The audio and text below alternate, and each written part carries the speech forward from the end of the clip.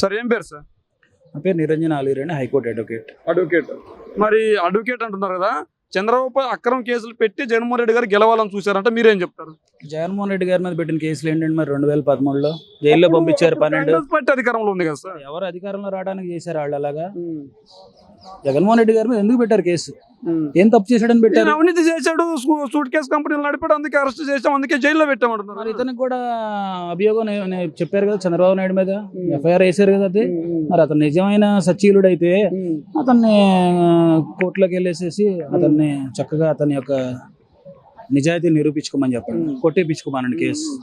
మరి ఎందుకు భయపడుతున్నాడు? చంద్రబాబు నాయుడు అంత కనుక నిజాయితీ పరుడు అయితే ఇప్పటి వరకు 29, 24 స్టేలు ఏమైనా ఉన్నాయి, I don't know exactly the number. మరి ఎందుకు పెట్టుకున్నాడు స్టేలు? నువ్వు నిజాయితీ పరుడు అయితే నువ్వు స్టేలు ఎందుకు పెట్టుకున్నావు నీ కేసుల మీద? నువ్వు కనుక తప్పు చేయనోడు అయితే నువ్వు స్టేలు లేకుండా నిజాయితీగా చార్జ్ షీట్ ఎఫ్ఐఆర్లు కట్టించుకొని కోర్టులోకి వెళ్ళి నీ నిజాయితీని నిరూపించుకోవచ్చు కదా. మరి ఎందుకు దొడ్డిదావలో స్టేలు పెట్టించుకున్నావు నీ మీద? స్టేల గురించి పక్కన పెడితే చంద్రబాబు గారికి నిజంగానే అవినీతి చేసింటే, నిజంగా అవినీతి పరుడైతే 2019లో విజయం సాధించిన జగన్మోహన్ రెడ్డి గారు ఇన్ని రోజులు ఎందుకు ఆగాల్సి వచ్చింది? ఎన్నికల సమయంలో మాత్రమే ఆయన ఎందుకు అరెస్ట్ చేయాల్సి వచ్చింది అని వాళ్ళు ప్రశ్నిస్తున్నారు. అంటే ఆయన అవినీతి చేయలేదు కాబట్టి పవన్ కళ్యాణ్ కూడా మద్దతు ఇచ్చాడు అంటున్నాడు కదా. ఇప్పుడు ఆధారాలు తీయటం కోసం టైం పడుతుందండి. ఇప్పుడు ఈ రోజున జగన్మోహన్ రెడ్డి గారు ముఖ్యమంత్రి అవ్వగానే వెంటనే జైల్లో వేయించడానికి ఇదేమి సినిమా స్టోరీ కాదు కదా. ఒకళ్ళ మీద అతను చేసిన తప్పు అనే ఉపయోగం నిరూపించడానికి we should get the evidences first. Evidences అనేవి లాగడానికి టైం పట్టింది, అది ఈ టైం అయింది. సో ఎప్పుడు వచ్చినా కానీ చట్టానికి ఎవడు కూడా అతిథులు కాదు. ఇప్పుడు వచ్చింది కాబట్టి ఇప్పుడు లోపలేసారు తప్ప అది ఎలక్షన్ టైమా లేకపోతే 2019, 2020, 2023 అనేది సబ్జెక్ట్ కాదు అది. ఓకే సార్, జగన్మోహన్ రెడ్డి గారు దాదాపు ఎన్నికలకు వెళ్ళినట్లే అందరినీ సీట్లు మారుస్తూ వచ్చాడు. మరి ఈ సీట్ల మార్పిడి ఎందుకు మార్చినట్లు అని వాళ్ళు అడుగుతున్నారు కొంతమంది. సీట్లు అందరూ మారుస్తారండి. ఇందిరాగాంధీ వచ్చేసి మెదక్లో పోటీ చేసింది, పివి నరసింహరావు నంద్యాలలో పోటీ చేశాడు, రాహుల్ గాంధీ వచ్చి వయనాడులో పోటీ చేశాడు, దత్తపుత్రుడు అయినటువంటి పవన్ కళ్యాణ్ ఓటర్ కార్డు ఉన్నటువంటి వాడు వచ్చి ఇక్కడ పోటీ చేశాడు, కుప్పంలో ఉన్నటువంటి నారా లోకేష్ మంగళగిరి వచ్చి పోటీ చేశాడు, ప్రకాశం జిల్లా వాసుడైనటువంటి గంతా శ్రీనివాసరావు వచ్చి విశాఖపట్నంలో పోటీ చేస్తాడు, ఒకసారి అనకాపల్లిలో పోటీ చేస్తారు. వాళ్ళు పోటీ చేయగలేంది, మేము పోటీ చేస్తే వచ్చి నష్టం ఏంటండి వాళ్ళకి? అంటే ఎస్సీ ఎస్టీ బీసీలకు అన్యాయం చేశారంటున్నారు. ఎవరు చేశారండి? ఎస్సీ అయినా బీసీ అయినా ఎస్టీ అయినా సరే ఎవరైనా సరే జగన్మోహన్ రెడ్డి గారు ఒకళ్ళే. ఎవరైనా సరే పార్టీలో అన్ని కులాలు ఒకటే, నా కులం ఒకటే, నా మతం ఒకటే. నేను ఎవరినైనా సరే ఎక్కడైనా సరే పాలన సరిగ్గా ఉండాలి, మీరు ప్రజలకు చేరువులో ఉండాల్సిందే. ప్రజలకు చేరువుగా ఉండపోతే మీ సీట్లు మారుస్తాను లేకపోతే సీట్లు ఇవ్వను అని ఆయన 2019 నుంచి చెప్తూనే ఉన్నాడు. ఈరోజు కొత్తగా చెప్పిన మాట ఏం కాదు.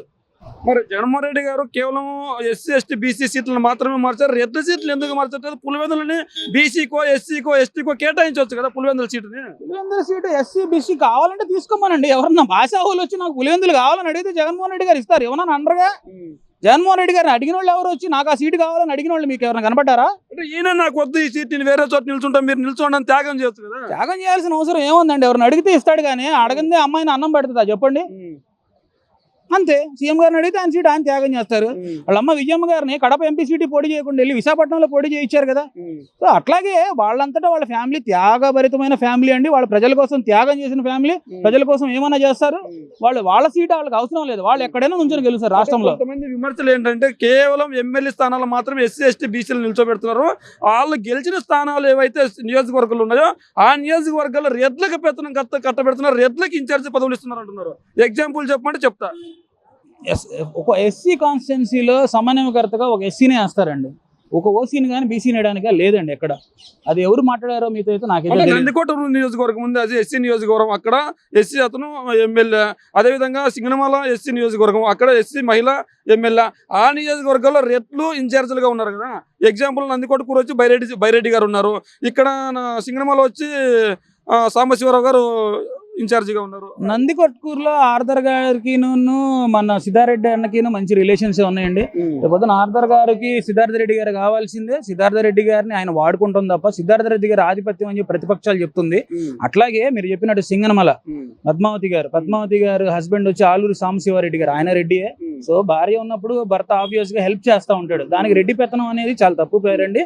అట్లా ప్రతిపక్షాలు 100 చెప్తాయి, అది అక్కడ ఉన్న ప్రజలకి తెలుసు, స్థానికులకి తెలుసు. మీ ఏదో మీడియా ఉంది కదా, సోషల్ మీడియా ఉంది కదా, పేపర్లు ఉన్నాయి కదా, రాస్తాము అని అంటే ప్రజలు వినటానికి గొర్రెలు కాదండి. 1983 నుంచి జనాలకి ఇలా మాయ చేసుకుంటూ వచ్చింది పచ్చపత్రికలు. ఈ రోజున ప్రజలు అవి నమ్మే పరిస్థితిలో లేరండి. ప్రజలు తిప్పికొట్టారు. 2019లో మరొకసారి తిప్పి కొడతారండి. అదేవిధంగా జగన్మోహన్ రెడ్డి గారు ఒక రాజధాని వద్దు 3 రాజధానుల ముద్దు అన్నారు. జగన్మోహన్ రెడ్డి గారు 3 రాజధానులు ప్రకటించగానే నాకు కూడా ఆనందం వేసింది. ఎందుకంటే నా ప్రాంతానికి కూడా ఒక రాజధాని వస్తుందని ఆనందం వేసింది. మరి జగన్మోహన్ రెడ్డి గారు ప్రభుత్వం కాలమే అయిపోయింది, ఒకే రాజధాని కట్టదు, 3 రాజధానులకు దిక్కు ఎక్కడ ఉందని ప్రశ్నిస్తున్నారు కదా. రాజధాని కట్టడం అండి, ప్రజలకి పాలన వికేంద్రీకరణ అనేది మెయిన్ థింగ్ అండి.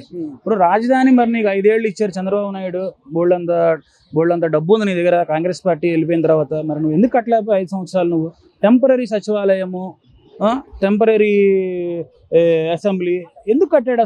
అసలు టెంపరీ అయిన పదం ఎక్కడుంది? జగన్మోహన్ రెడ్డి గారి డిక్షనరీలో టెంపరీ అయిన పదం ఉందా? ప్రజల సొమ్ము సహా చేయడానికి గత ప్రభుత్వం చేసింది.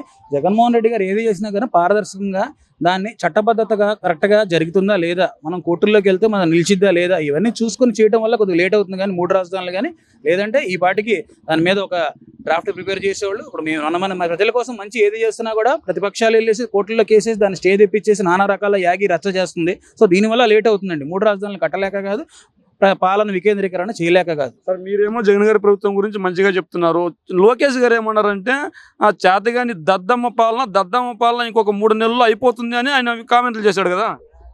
దద్దమ్మ కాబట్టే కదండి పాదయాత్ర, బ్రేకులు పాదయాత్ర పెట్టాడు, హాల్టులు పాదయాత్ర పెట్టాడు.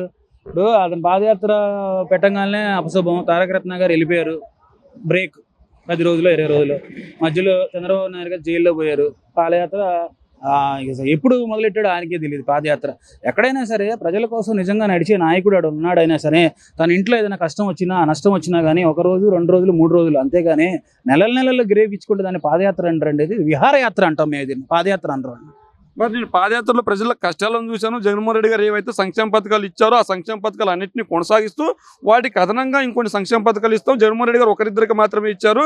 మేము ఇంట్లో ఎంతమందికి ఉంటే అందరికీ సంక్షేమ పథకాలు ఇస్తాం, మంచి పరిపాలన ఇస్తాం, అభివృద్ధిని కూడా అదే ఉద్దేశంతో తీసుకొని ముందుకు తీసుకెళ్తా ఉంటున్నారు కదా. సంక్షేమ పథకాలు ఎంతమందికి వస్తున్నాయి ఏంటి అనేది అతను ఒకసారి చూసుకుంటే చాలా మంచిదండి.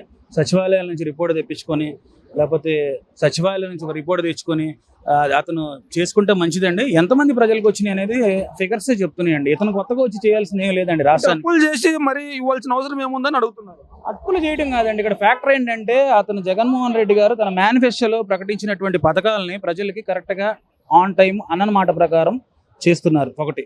రెండవది, మేనిఫెస్టోలో లేని విషయాలు కూడా కొంతమంది మేధావుల వల్ల కానీ, కొంతమంది ఇంకో సొసైటీలో వివిధ రకమైనటువంటి కొంతమంది వాళ్ళు చెప్పినటువంటి సలహాలు తీసుకొని మేనిఫెస్టోలో లేని విషయాలు కూడా పెట్టుకుంటూ వచ్చాడు. సో ఇప్పుడున్న రాష్ట్ర బడ్జెట్ని అప్పుల్లో కూర్చోలేదు గత ప్రభుత్వం. సో జగన్మోహన్ రెడ్డి గారు ఏం చేశారంటే తన యొక్క మేనిఫెస్టో 100% సక్సీడ్ అవ్వాలి, ఉన్నవి ప్లస్ లేనివి కూడా కలిపి తీసుకొచ్చి పెడుతున్నాడు. దురదృష్టం ఏంటంటే మనకి 2 సంవత్సరాలు కరోనా వచ్చిందండి. ఈ కరోనా వల్ల రాష్ట్ర ఆర్థిక పరిస్థితి, దేశ ఆర్థిక పరిస్థితి ప్రపంచానికి అతలాకుతలమైంది. సో 2 సంవత్సరాలు అనేది మనకి చాలా పెద్ద ఇష్యూ. సో అన్న మాట ప్రకారం మాట తప్పుడు మడం తిప్పడు కాబట్టి జగన్మోహన్ రెడ్డి గారు ఆ పథకాలన్నీ కొనసాగించుకొస్తారు. కొంత అప్పు అవ్వచ్చండి, మళ్ళీ రాష్ట్ర అభివృద్ధి బాగుపడిన తర్వాత అప్పులు ఆటోమేటిక్గా తీరుతూనే వస్తాయి. సో దీని గురించి ప్రతిపక్షాలకు అంత చేయాల్సిన అవసరం లేదు. వాళ్ళు చేయలేకపోయారు, పక్కన చేయలేకపోయారు. అదేంటి వీళ్ళ బాధ.